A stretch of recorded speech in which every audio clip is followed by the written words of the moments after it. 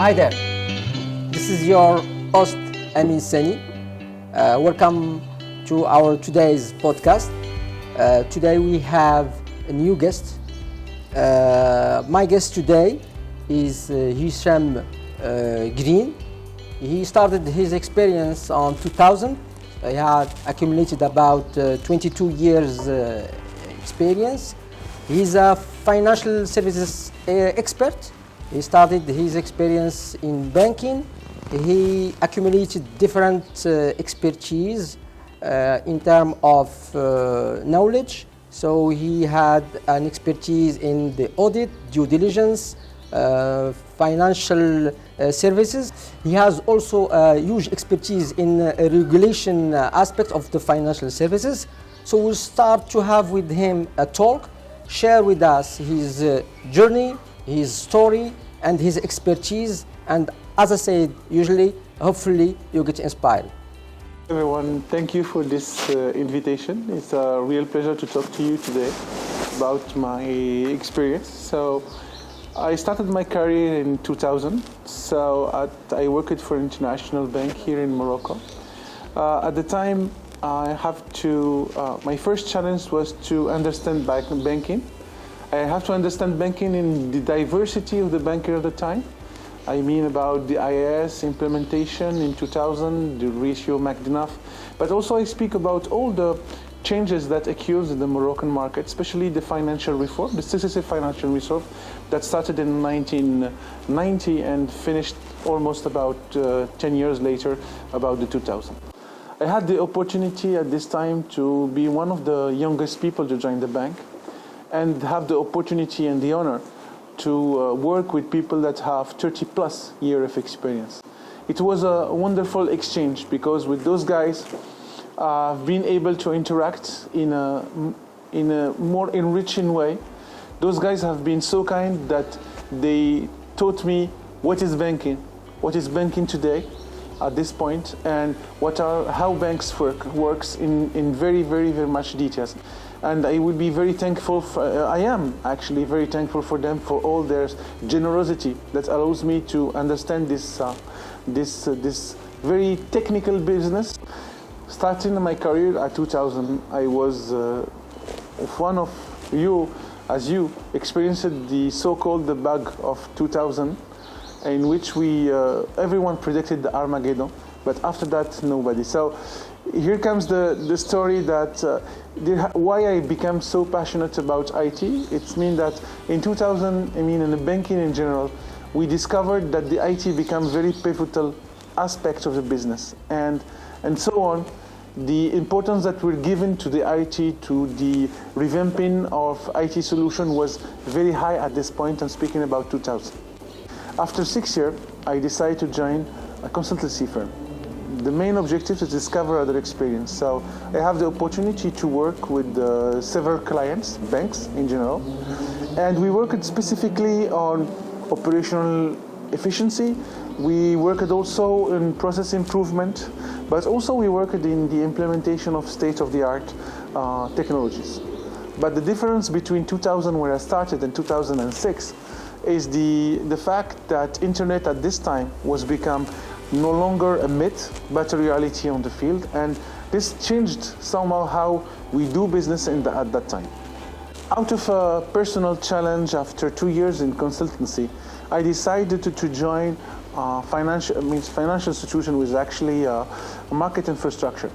At this time, the challenge was in a highly regulated market, and such highly regulated market in which not only the scrutiny comes from regulators or comes from, partners, but also it comes from international institutions that set up for financial infrastructure. The state-of-the-art or state-of-the-art principles and way of working that define the way those market infrastructure works worldwide. So the challenge was not only to start processes that are efficient, but we need to start processes that are really state-of-the-art and compatible with the international standards set for them.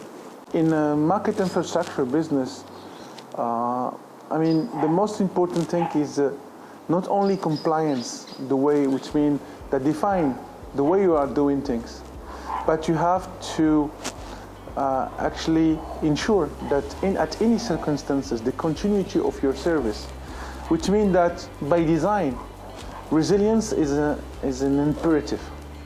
You have to be resilient, you have to be secure. Wherever it comes, you have to deliver the service.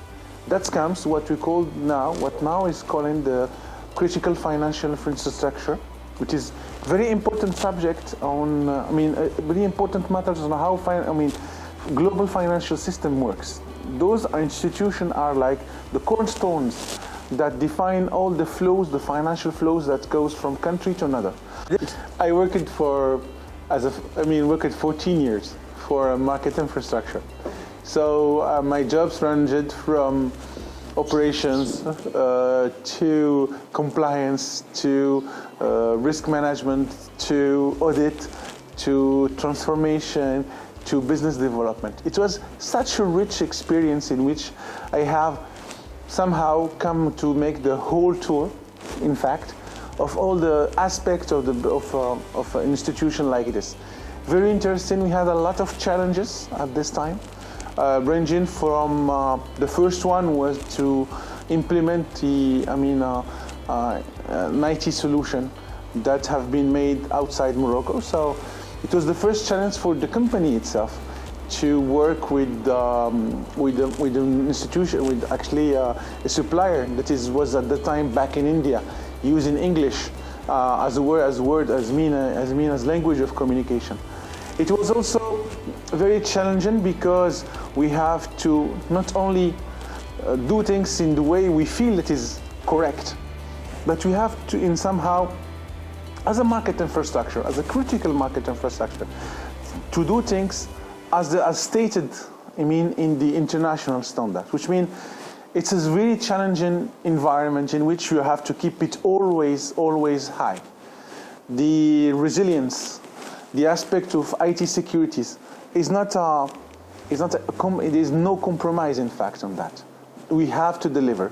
Wherever it comes, the service needs to be provided to be a reliable, critical market infrastructure. It's time for me to change the perspective and to start my own business. So I started the consultancy firms. I have the chance to get my first client in the first month, and it goes on from the second to the third. And I'm feel like, all this 20 years experience was a wonderful experience. I have no regrets on what I have done so far. But I feel that is a time for me. I'm 40 years old. I think it's my last chance to get entrepreneurial. And this is something that will explain why I became so entrepreneurial, and the way we'll discuss it later, how this MBA impact me in the way I'm thinking, but also. Hisham, you have about 22 years experience. You have started in the banking field. Then you have moved to consultancy firm as an employee. Then your third experience was in the infrastructure financial company here in Morocco.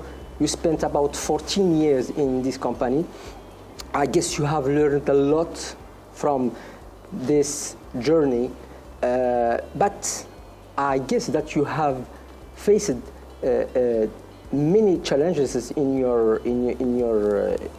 journey and in your career. Can you tell us more about your first experience in the banking field, and what kind of challenges you have faced in the bank where you started your first experience? For me, in the banking sector is out of not only the technicality of the things, it's about also the diversity of the field of knowledge that we need to somehow basically understand, or in some case master. It's ranging from accounting schema, it ranging from financial instrument valuation. And those are, in the banking sector have developed such own way of doing things that are not described anywhere. Let's say that the principles are the same, but each bank has its own recipe. It ranges also because in banking the regulatory framework is so high that all instruments, all services you provide are in somehow regulated. So you have to get this info. Sometimes that are not well documented. Speaking about 2000, already the situation have changed that much. But the challenge was that. And the only way of getting this information is to get this from the people that works in the bank. And the transmission of this knowledge at this time was very, very interesting because I have the chance to be with people that were very generous. They come to you, anything you have asked it for. For the 6 years I have spent in the banking, everything I have asked it for. I have someone that took a pen and a white sheet of paper and tells me into the details. It was also a win-win. Was let's say to translate IT technicality for those people. So I think it was a really balancing environment in which they learned from me in somehow, and also I learned a lot. You got a chance to have this learning process in your starting point in your career. It's very important for someone who starts his career. And if I will ask you to compare the banking sector of 2000 with the banking sector now, do we need the classical banks today? If we will talk about the digitalization of the banking now, what can you say about this as a financial specialist guy? Yeah, in the banking sector, in financial services in general, I think there are several challenges that come to me right now when you are asking. And I assume that for people that now just joined bank, it's very challenging because there is so much thing you have to learn. In one way, you have to be, because now everything goes with IT. So, the language will be your keyboard, no longer something else. But also you have to understand the regulatory framework that becoming very, very, heavy. The way, the quantity of learning you have to get to be real banker between brackets and to serve your clients, it's very high. It's very challenging for them somehow. In matters of technology, there is no comparison between 2000 and today. It starts from the first element, the clients, because what the experience of the MBA taught me is the user experience. It's always the most important thing to keep in mind when you are in a business first. The second thing is the clients have changed. Okay, is in financial services at some time the clients were those guys who went to the financial institution and let them, please, let's open an account. Now it's completely concurrential way. Absolutely. It's not the same. Your clients are not the same. We are speaking about millennial, and let's sell to a millennial that you have before before opening an account, you have to sign and give these documents and such. He will not understand because he has his phone and he do everything he wants in his life. He book hotels with his phone. He order food with his phone. He even has course somehow using his laptops in Novoland. So it's a complete different set of clients. It's a complete different set of work. It's very challenging words, not only for the people who work inside the bank, but also because there is somehow for financial institution a gap between what their clients want today, and what they can provide. But you have also, at the same time, keep serving people that are elder, and they do not, at any circumstances, want to use a phone to send it to wire a cash, because they're not feeling confident that, because for them the way that makes them confident is to go to the bank and sign something. Yeah, of course. So let's say that, as you have mentioned, that in the financial services in Morocco, evolves a lot. We started to be more digitalized in the financial services in Morocco. We deal now with the millennials to provide services, and in terms of regulation, we have such a complexity in this regulatory environment. So 6 years in the banking field, and after that you move to the second experience. Let's talk a bit about your second experience, Hisham. Yeah, for my second experience, even I have the same clients in somehow, because my clients was mostly bank. But I think it changed completely the perspective when you are in-house, actually working for the bank as an employee, or when you are a consultant. It's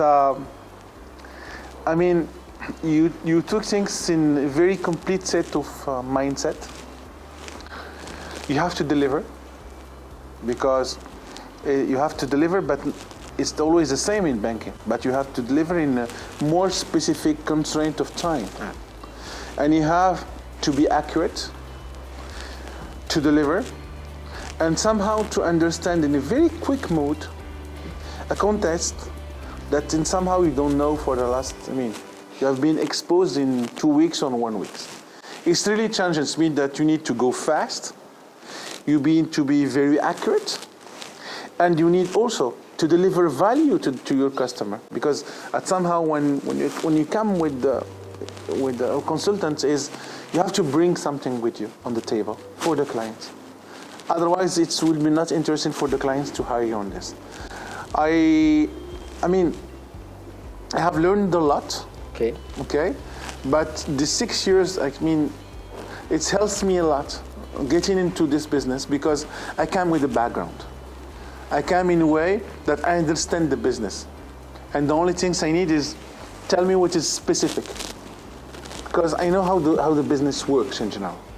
And this has helped me a lot. Yes, of course. I had to discover some aspect that I didn't know at the time. 6 years was in somehow, for some people, very short. But in my point of view, it was not, because I have delivered something like more than 16 projects, which is somehow phenomenal at this point of time, regarding the time constraint we have is 6 years spent in banking.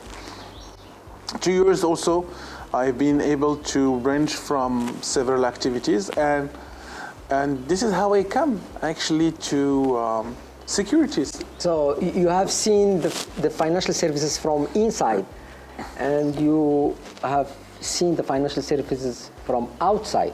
So that's, I guess, provide you with a holistic view of the financial services, right? Yeah, exactly. Financial services is I would not say by definition, but a lot of people will tell you that financial services is a most complex business. Because actually, what we define as a financial services is not one business. It's several business fitted in one global set. Absolutely. And let's say, there is no concept of global banker, actually.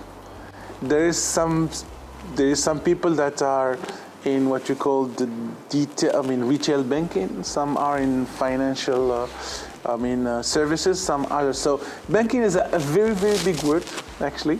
But there are some specialities, some field of expertise. Here, the licensed banking, as per the Moroccan regulation, is one global banking license.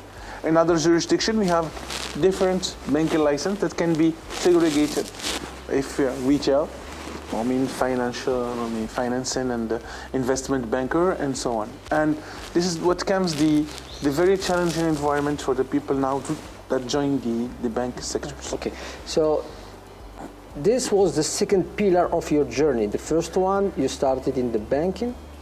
The second one, as a consultant in a consultancy firm. And the third pillar of your journey is an experience in infrastructure financial company. Yeah. So why this move, Hisham? Why this move? So I understand that you have learned a lot, and you moved for the third time to a big financial institution in Morocco, where you stayed for 14 years. You liked this company. Fall in love with this company.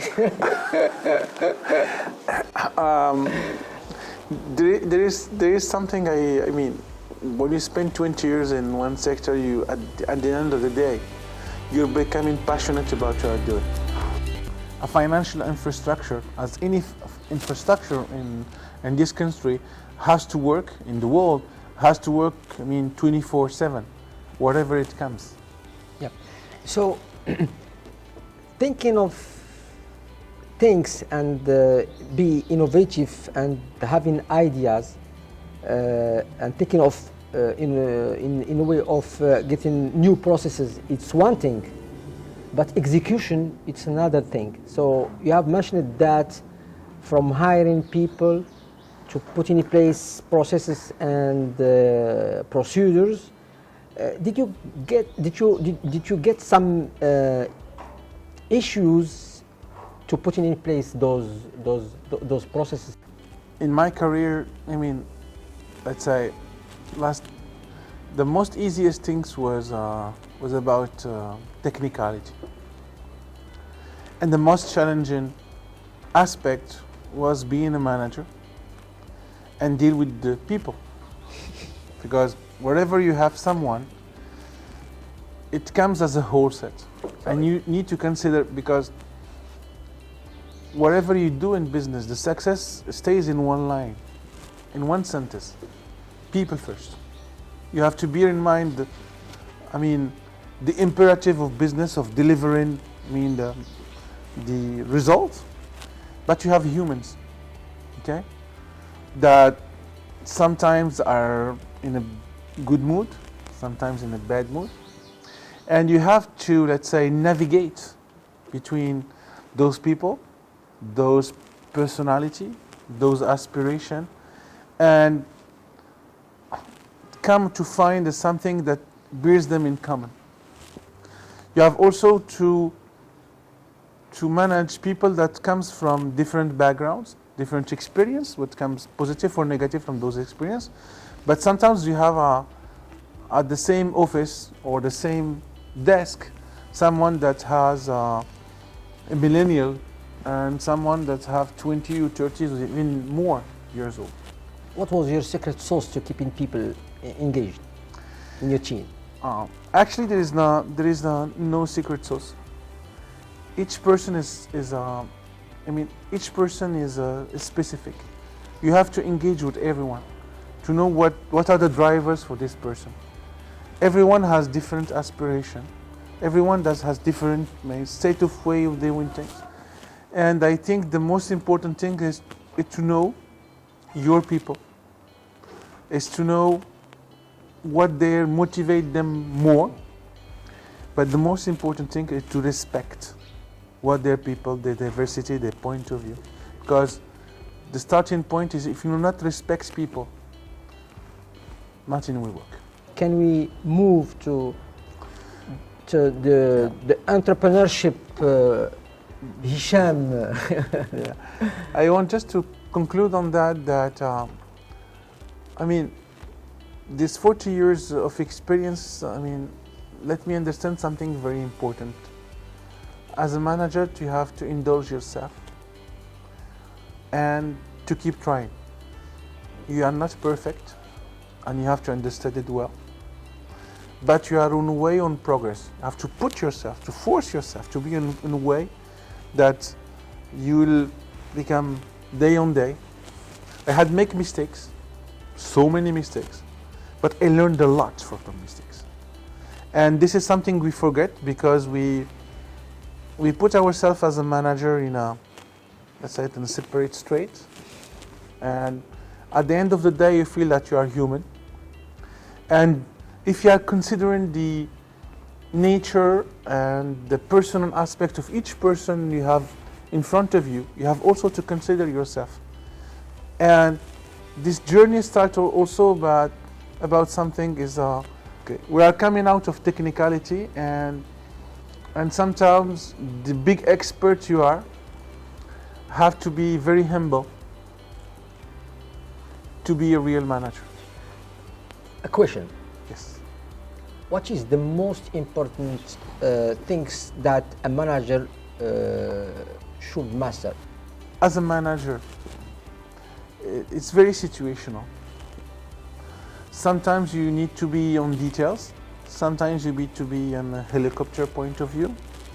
Sometimes you need to be very directive. Sometimes you need to be very cooperative. It's almost, you have to tell yourself there is no set of rule. It's a continual trade-off. But the most important thing, you have to evaluate correctly the situation. What is intended from you at this point of time? And you have to use, it's like a toolbox that you have to keep on your main point with you. And you have each time to use a separate toolbox.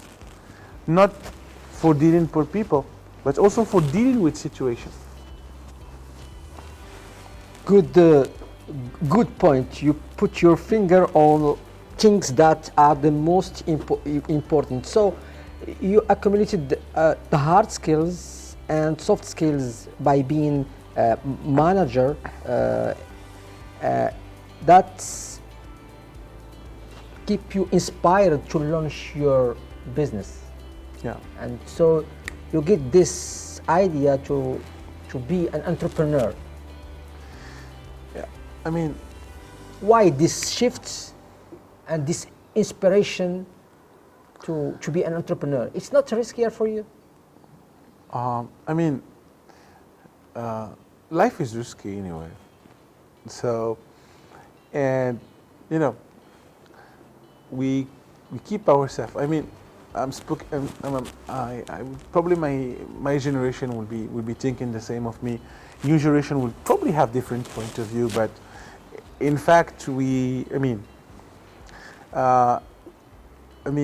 an employee was like a normal way of doing things. For me, it was a normal thing. But you are in your comfort zone. You Exactly. get your salary at the end of the month. You pay your bills. Yeah. You are good. On which one of us there is two person?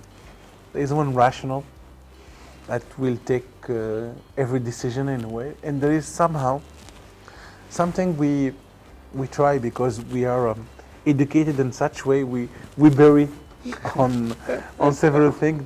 The one that dreams, and you know, at some point of your life, you have to you reconcile yourself with your half, and in somehow it becomes a sort of balance between the you that dreams and the you that become very rational. And it's because you know sometimes we can bury one or the other. Some people will somehow be dreaming all their lives, or some people will be rational all their life. I find my equilibrium being both of them. So I'm the one who dreams, too. This is my entrepreneurial actually set of mood comes, and the one also who think rationally, because I'm being educated in such way that things need to be evaluated, checked, etc. Specifically, if you are coming from finance background like me, I mean, figures speaks to me. A balance sheet speaks to me. Whatever. Even if somehow people would say, okay, how come balance? Balance tell a story, a story of the whole company. It's not me who have changed in 20 years. It's my perspectives on things. Absolutely. The way you see things, the Exactly. framing of the situation. And this important. was what changed on us. We are always the same guys. That, you know, if I get back to 15 or even 20, I'm the same professional. Always be the same guy who is passionate about what he's doing. Okay. So we have talked a lot about the you, the rational. Let's talk now about the you, the dreamer. The you who launched the company, the you, the entrepreneur. Let's talk about this and about your business. Actually, being an entrepreneur is, being an entrepreneur from my perspective is when you start to have concern about your impact on things, an impact on society, an impact. Being an entrepreneur is not always linked with the businesses. You can be also entrepreneur or whatever you do. You can stay on your company and start to become very entrepreneur in the way you do things. You can start to be very entrepreneur in which you, for example, you do artistical stuff or whatever. Okay, we need somehow to reconcile, as you said, ourselves with dreaming. I mean, there are opportunities. Okay.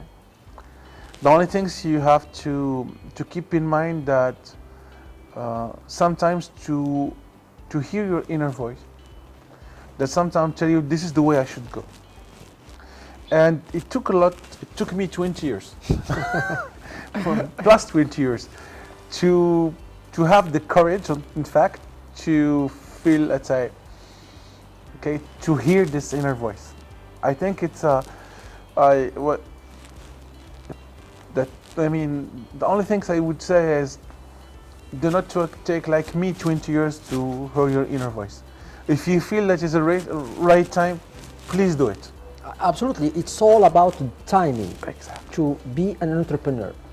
It's if you feel, and the second thing when becoming an entrepreneur is something very, very important. I know that in somehow we are educated in which way that the failure is not option.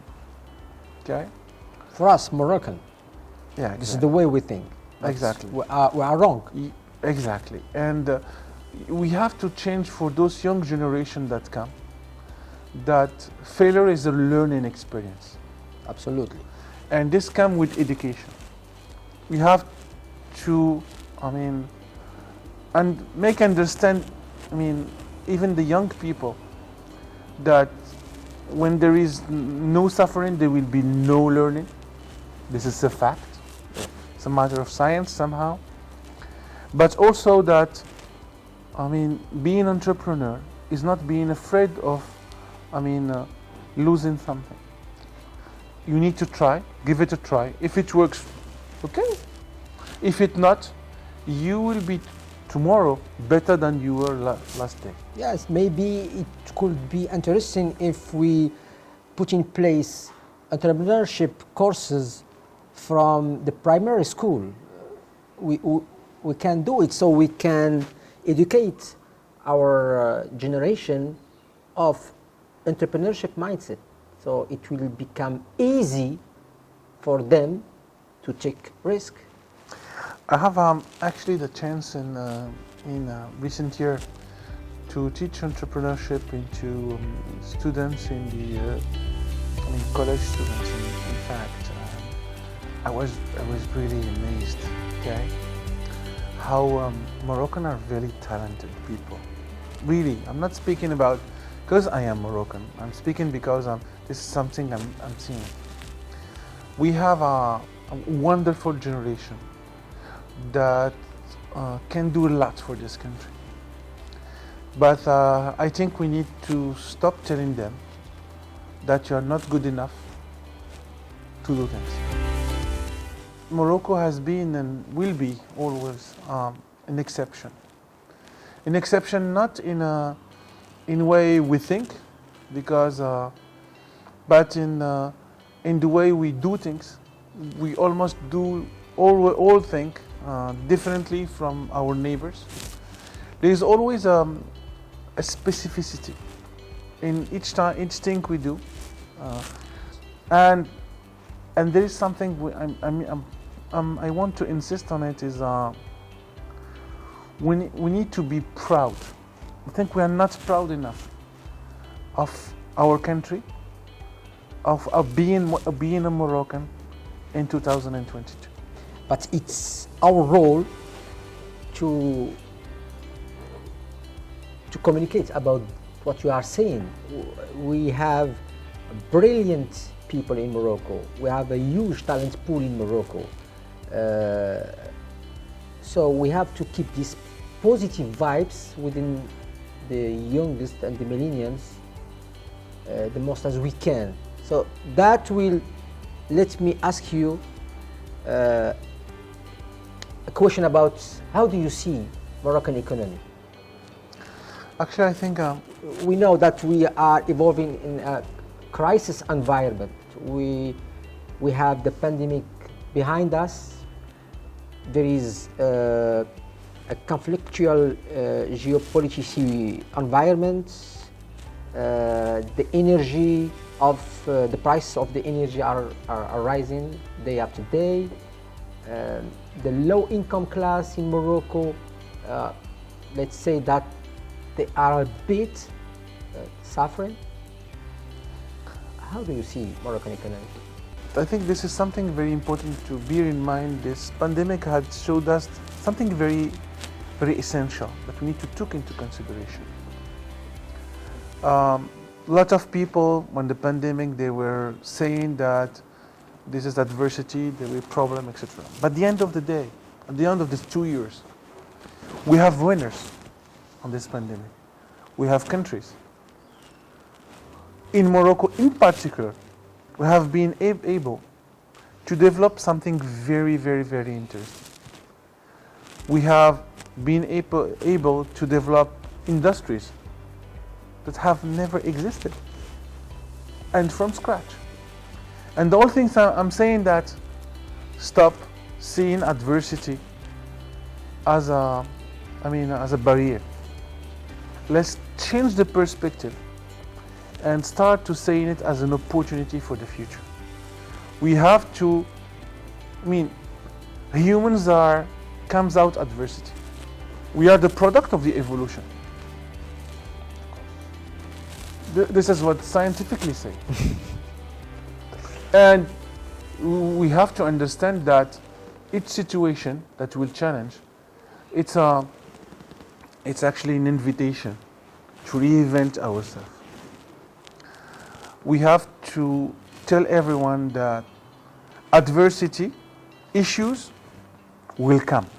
We will face issue. If it's not tomorrow, it will be the day after. It will come. What makes the difference is how we deal with things. If we if we see the opportunities, we can evolve. I think in this country, people, wherever the situation is, we have seen people opening new businesses, doing things, going into new endeavor. Okay, we have seen the country developing itself in a very pace with whatever the financial situation, whatever the financial, the crisis happen in Europe, we are keeping up, and this is what determines the future. Morocco have been always and will be an exception, and we have been able to go beyond the adversity and to overcome the adversity. Being an entrepreneur in 2022 is not having an impact only on balance sheet, and having also impact on society, changing the way of doing things. We can contribute to make our Morocco a better Morocco for today. But it's not a one-man show, I should say. It's a society show. Exactly. You have to care about your community, you have to care about your country, and you have to be, His Majesty have said one time in one of his speeches that entrepreneurs need to care, businesses in general, need to care about the country, need to care about the people, need to have this positive impact we wanted everyone. We do something not for us, we do something for the next generation. And this is something I strongly believe that, I feel it. Thank you. I already feel it. And actually I have the chance to meet a lot of people here in Morocco, but that have this mindset. I think I'm seeing those people come into action in different fields, not only entrepreneurship, in artistical world, in literature, etc. One last question. Yeah. Can you share with us your favorite book? Yeah. Question would be pretty difficult because I have so many books that. But I think I have probably one book that I have read so many times. I would say Le Petit Prince Saint-Exupéry. Okay, so we can talk about this book in French, if you say, because I see your eyes, you are smiling like a young. So let's talk and say something in French to our audience about this book. En fait, c'est un livre qui parle un peu de rêve et la part de rêve qu'il y a dans chaque enfant, parce qu'on est que vous voyez ou non, même en étant adulte, on reste un petit enfant. Et in fine, en fait, dans la trajectoire d'une vie, et il faut des fois, on apprend en fait, l'adolescent qu'on a été à enterrer le garçon qu'on est, et puis l'adulte qu'on est va en fait ressortir ce enfant. Moi, en tout cas, je garde toujours l'enfant en moi. Ben, c'est ce qu'il faut que chacun, plus ou moins arrive à faire, et de garder sa partie rêveuse. Et puis je reste très convaincu que dans les trajectoires des uns et des autres, moi j'ai eu la chance, et je ne le dirai pas suffisamment, d'avoir rencontré dans ma vie des gens qui ont été formidables, qui m'ont inspiré. Et donc ça aussi, il n'y a pas que les écrits. Hein. Nous, on est d'une tradition qui comprend que, comme on dit en arabe, et j'ai eu, donc, Rijal, quand tu dis, c'est l'homme avec un grand H. Hein, donc, je parle aussi des femmes. Et donc, on est dans une tradition aujourd'hui où la femme et l'homme, aujourd'hui, sont vraiment nos sources d'inspiration, pas uniquement, mais aussi des sources aussi de savoir. Ils nous ont tant appris, et puis on ne les remerciera pas souvent de leur soutien indéfectible. Hicham, it was a pleasure to have you today as a guest in our podcast. You have shared with us your journey, you have shared with us your expertise, you have shared with us your passion and emotions. Thank you very, very much for your time. Thank you, sir. It was all of today's podcast. See you soon for the next episode. Thank you very much.